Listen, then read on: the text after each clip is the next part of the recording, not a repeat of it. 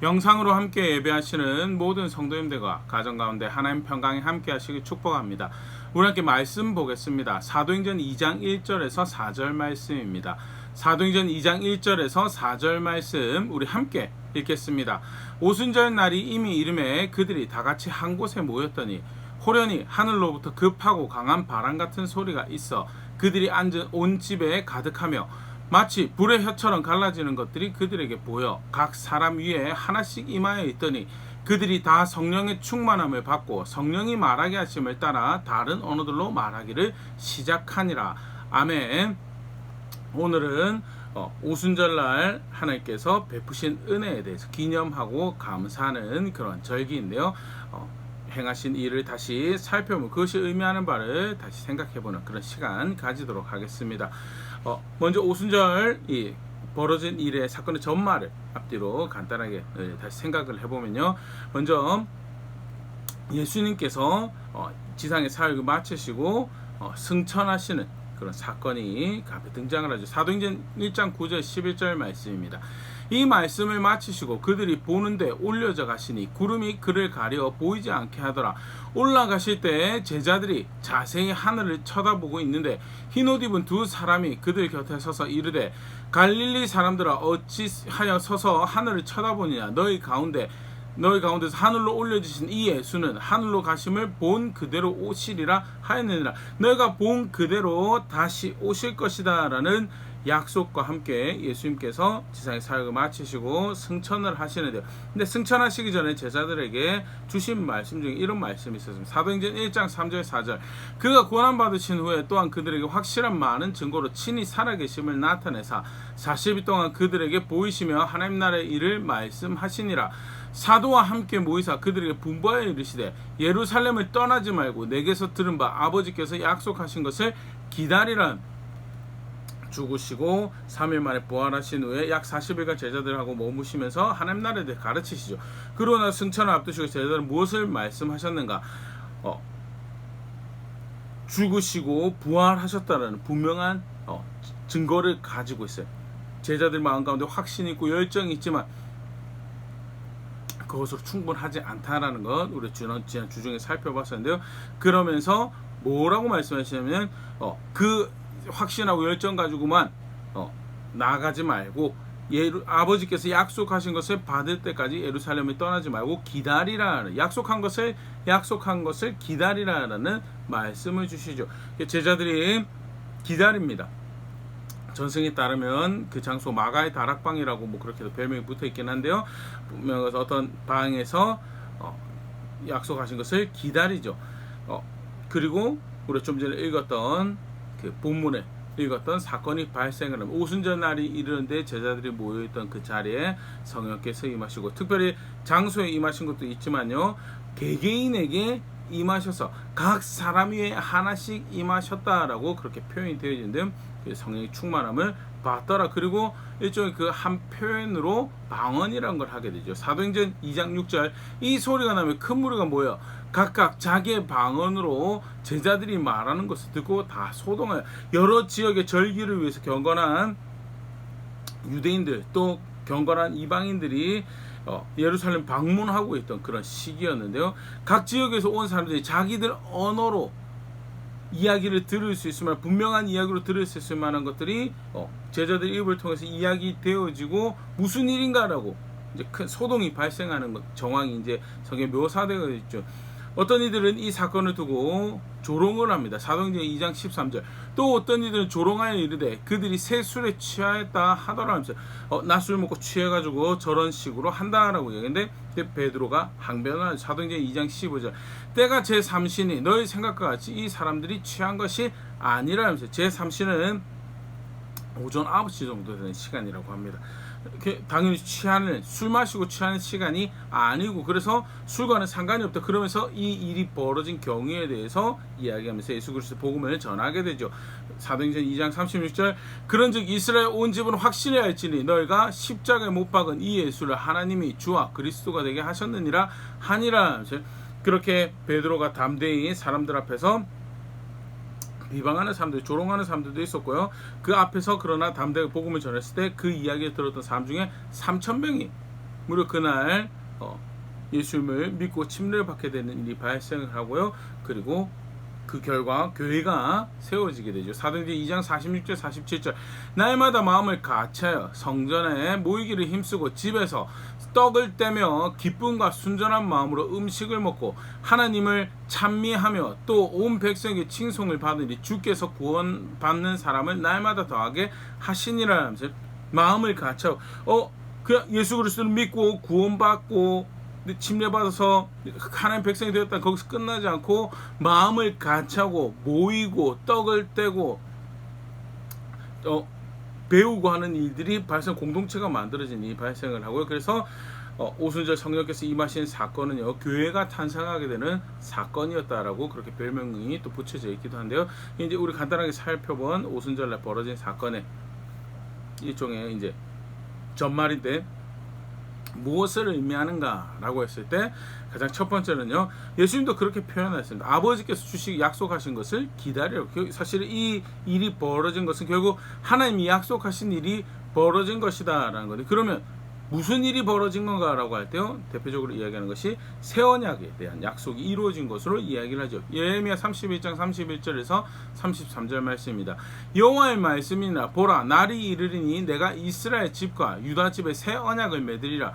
이 언약은 내가 그들의 조상들의 손을 잡고 애굽 땅에서 인도하여 내던 날에 맺은 것과 같이 아니할 것은 내가 그들의 남편이 되었어도 그들이 내 언약을 깨뜨렸음이라. 여호와의 말씀이라. 그러나 그날 후에 내가 이스라엘 집과 맺을 언약은 이러하니 곧 내가 나의 법을 그들 속에 두며 그들의 마음에 기록하여 나는 그들의 하나님이 되고 그들은 내 백성이 될 것이라. 여호와의 말씀이다. 이 백성이 내 백성이고 내가 그들의 하나님이다라고 확인하는 새로운 언약 관계를 만들 것이다. 옛 언약 관계에 대해서 백성들이 배신하고 그래서 나라가 멸망당하고 구약에 벌어진 다양한 비극들에서 우리가 익히 살펴봤었고요. 신실하지 않았던 백성들로 인해서 사실은 조롱당하고 멸시당한 옛 언약. 그래서 내가 갱신해서 새로운 언약을 나의 백성들과 맺을 것이다 라고 말씀을 하셨고요. 그 특징 중에 하나가 나의 법을 그들 속에도 하나님을 경외하고 존중하는 백성들을 일으킬 것이다. 그렇게 내 백성을 만들 것이다 라고 약속을 주셨죠. 먼저 사실은 이 새 언약이라는 게 법을 마음속에 둔다는 것도 중요하지만 그 결과적으로 그것이 무엇을 의미하는가? 내가 그들의 하나님이고 그들이 내 백성이다라는 것.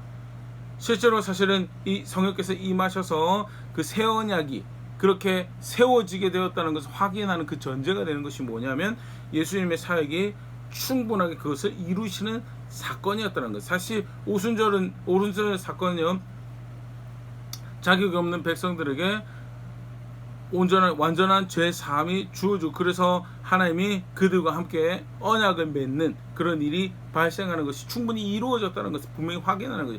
누가복음 22장 19절 20절 또 떡을 가져 감사기도 하시고 떼어 그들에게 주시며 이르시되 이것은 너희를 위하여 주는 내 몸이라. 너희가 이를 행하여 나를 기념을 하시고 저녁 먹은 후에 잔도 이와 같이 하여 이르시되 이 잔은 내 피로 세우는 새 언약이니 곧 너희를 위하여 붓는 것이라. 십자가의 사역이 의미하는 바가 무엇인가라고 할 때 제자들을 위해서 주시는 자신의 백성들을 위해서 주시는 희생이다라는 것. 1차적으로 보면 그러면서 20절에 말씀하시는 것이 그 십자가는 새 언약을 세우는 중요한 시금석이 되고 기초가 되는 그런 일이다라는, 그리고 내가 그것을 위해서 기꺼이 나를 드린다라는 것을 분명히 말씀하시죠. 그리고 성령께서 임하셔서 내가 그들의 하나님이고 그들이 내 백성이다라는 것을 확인하신 일이 발생하고, 그 말인즉 1차적으로 오순절에 성령께서 임하신 것은 무엇을 의미하는가? 예수님을 통해서 완전한 구속 사역이 이루어졌고 구속이 이루어졌다는 것을 분명히 이야기를 하죠. 고린도서 6장 19절 20절 성령께서 함께하는 것에 대해서 바울이 이렇게 표현합니다.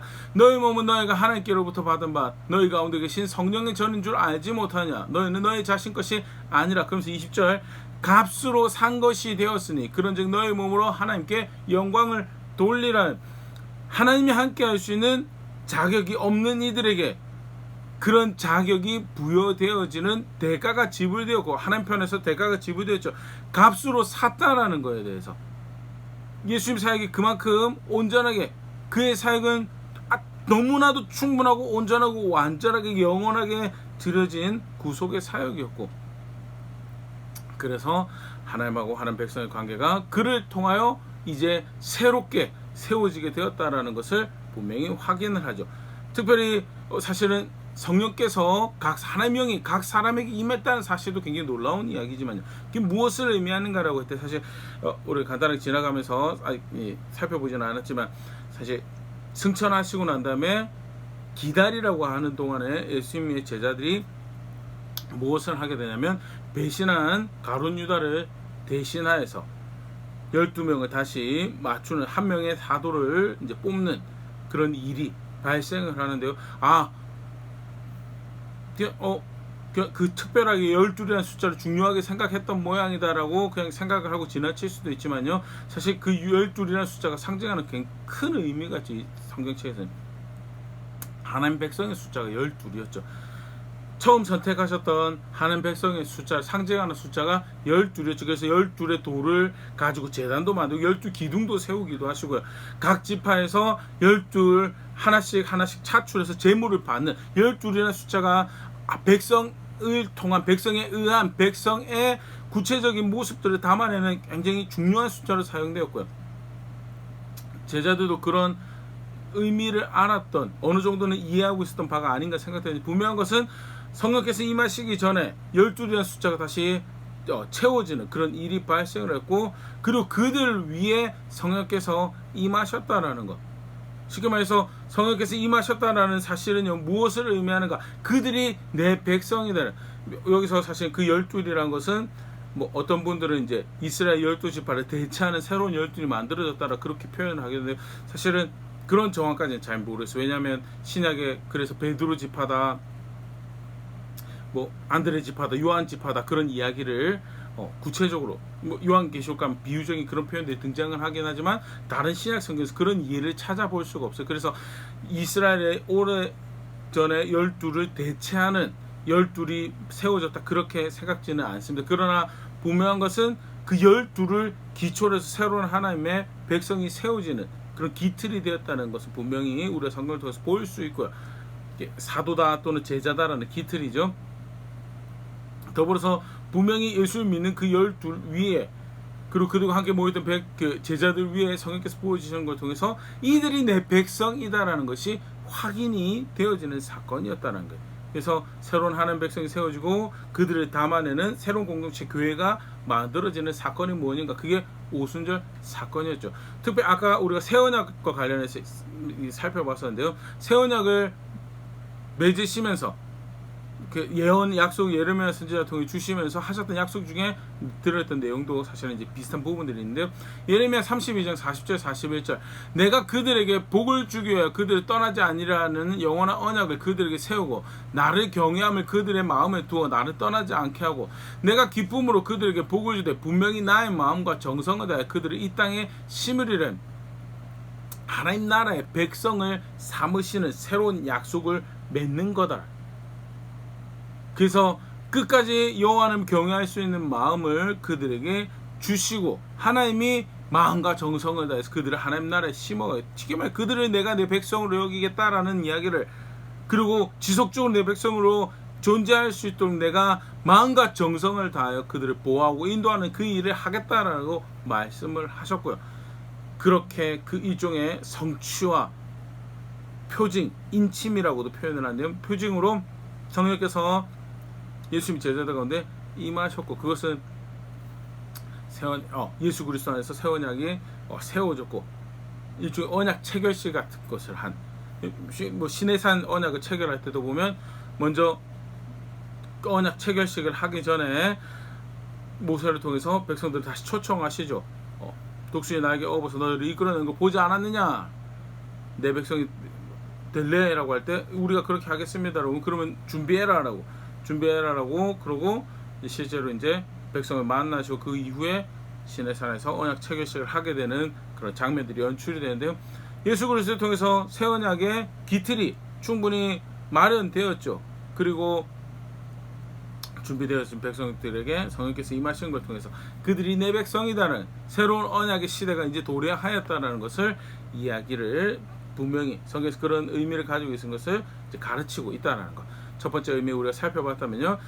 하나님 백성이 된다는 것은 결국 또 다른 의미로 무엇을 우리가 앞전에 살펴봤지만 하나님 백성이라는 것은 하나님 나라의 백성이다라는 것을 의미하는 거고요. 실제로 오순절이 이 사건이 벌어졌을 때 베드로가 그것을 설명하는 과정에서 어떤 말씀을 인용하는가라고 할 때 요엘 선지자 2장에 나오는 말씀을 인용하는데요. 사도행전 2장 16절 그 인용하는 다음 항목을 보면요. 사도행전 2장 16절 21절 말씀입니다. 이는 곧 선지자 요엘을 통하여 말씀하신 것이니 일러스되 하나님이 말씀하시기를 말세에 내가 내 영을 모든 육체에 부어주리니 너희의 자녀들은 예언할 것이요 너의 젊은이들은 환상을 보고 너의 늙은이들은 꿈을 꾸리라. 그때 내가 내 영을 내 남종과 여종들에게 부어주리니 그들이 예언할 것이요 또 내가 위로 하늘에서는 기사를 아래로 땅에서는 징조를 베풀리니 곧 피와 불과 연기로다.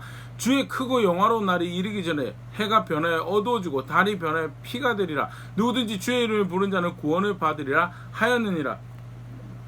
요엘 선지자가 예언했던 말씀을 인용을 하면서 그 사건이 벌어졌다라고 영이 임할 것이다라고 하지 않았느냐 하나님께서. 그리고 그 영이 임해서 환상을 보고 꿈을 꾸고 예언하는 일들이 발생할 것이다라고 하지 않았느냐를.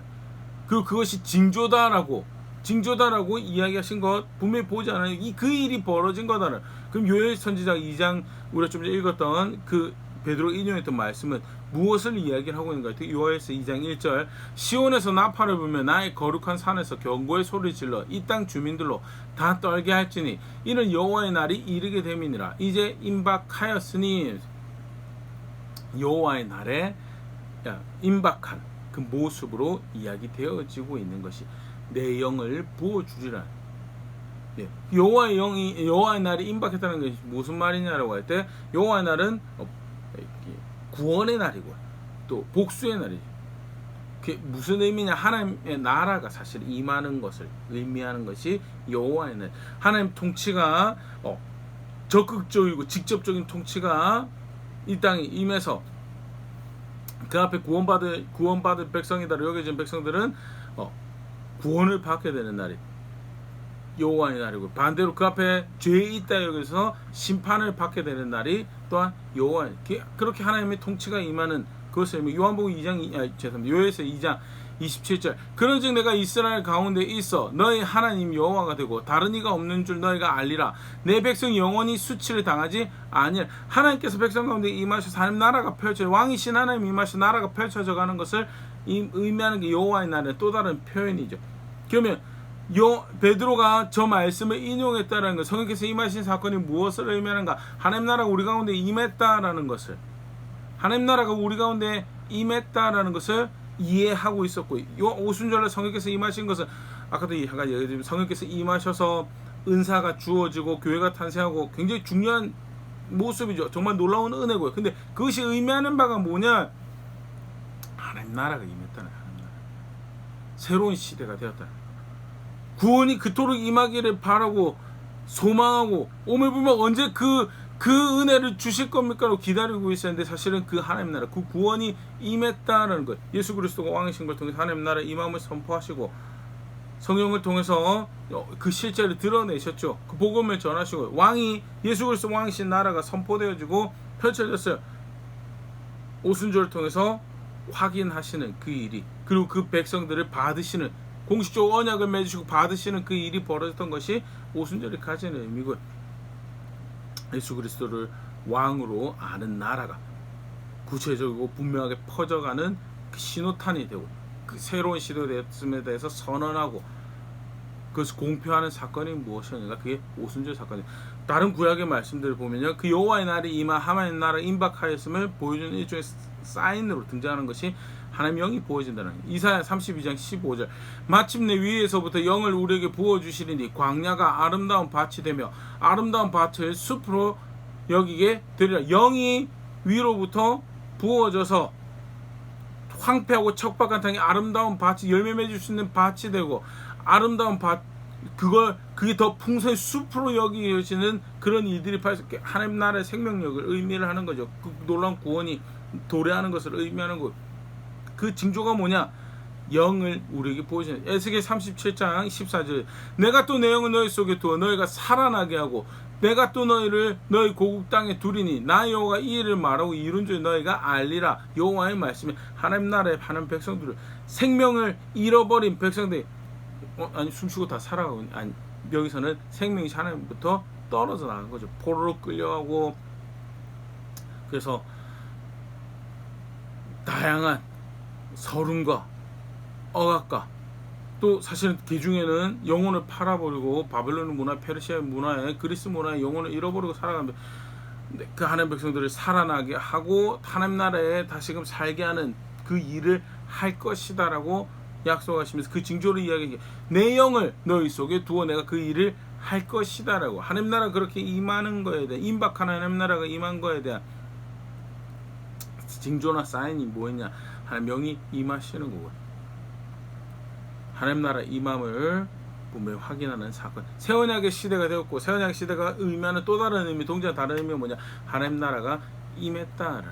그래서 사실은 부활절만큼 또 성탄절만큼 교회가 그 베푸신 은혜에 대해서 기념하고 기억하고 감사해야 되는 시간이 오순절이 가지는 의미죠. 예수님 당시의 입장에서는 갈릴리 출신 제자들이고 사회 유력자들이 아니었어요. 근데 그런 이들에게, 구약의 특별한 자들에게 임하는 하나님의 영이 임했다는, 어떻게 그럴 수, 그들이 무슨 자격으로 그걸 누리느냐? 예수 그리스도 충분한 구속이, 온전한 구속이 주어졌고, 그리고 그 예수 그리스도 안에서 새로운 관계가 만들어지고, 그들에게 하나님의 영이 허락되었다는, 새 언약이 만들어졌다는, 그리고 그렇게 하나님 나라가 그 영의 역사를 통해서, 그의 사람들을 통해서 펼쳐져가는 시대가 되었다라는 것을 의미하는 것이 오순절이 가지는, 그게 사실 그 과거의 사건이 아니고요. 그게 오늘 우리에게까지 주어지는, 우리가 어떤 시대에 살고, 그 바로 예수 그리스도 안에서 주어지는 죄 용서와 분명한 구속을 통한, 사실은 여전히 익숙하게 살아가는 모습들은 하나님을 거역하고 내 욕심에, 내 마음에 살아가는, 예수 그리스도 안에서 나를 그런 죄투성이의 존재로 보시기로 않으시기로 작정을 하시고요.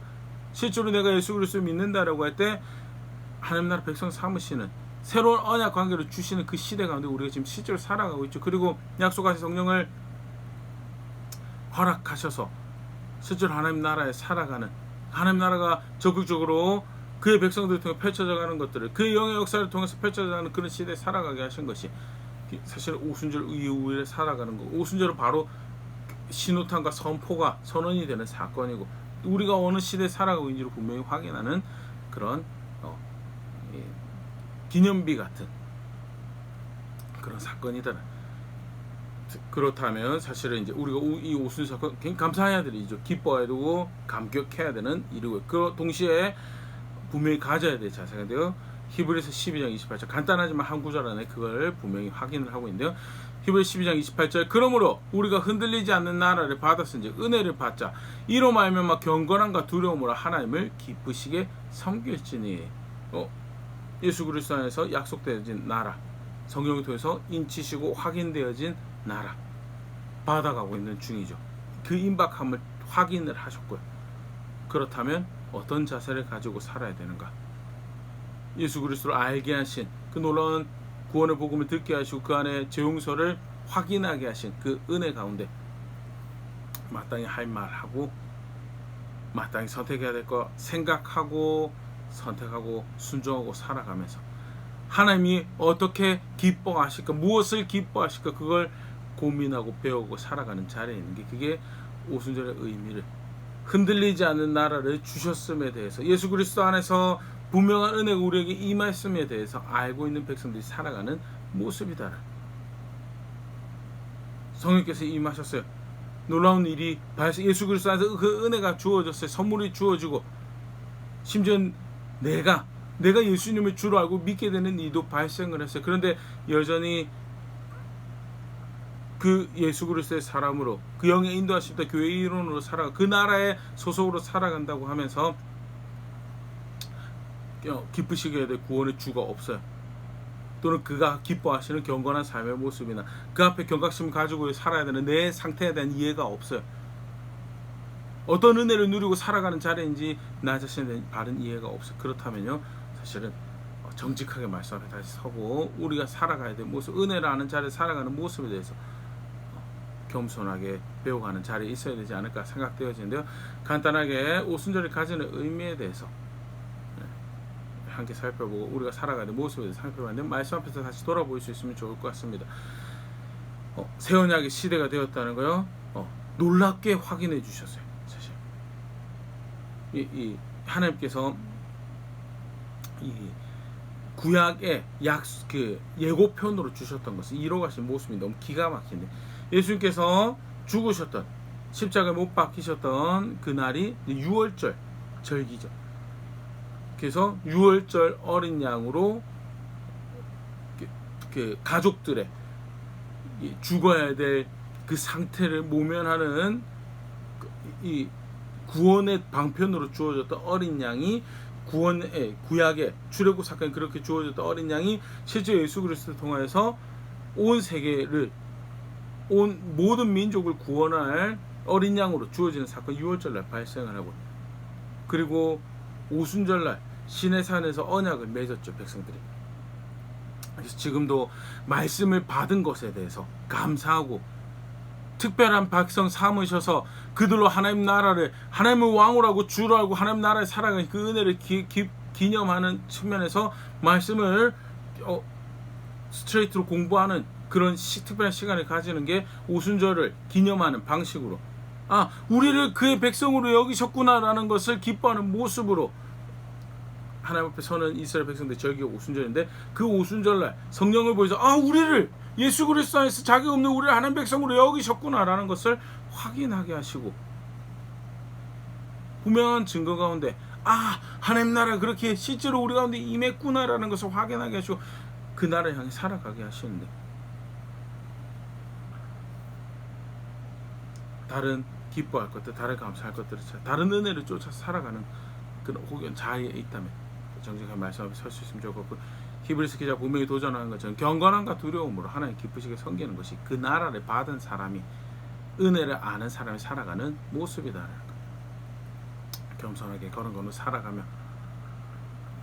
배워가며 그 나라를 아는 백성처럼, 그 은혜를 아는 백성처럼 선택하고 고백하는 자리에 있는 우리가 될 수 있으면 좋을 것 같습니다.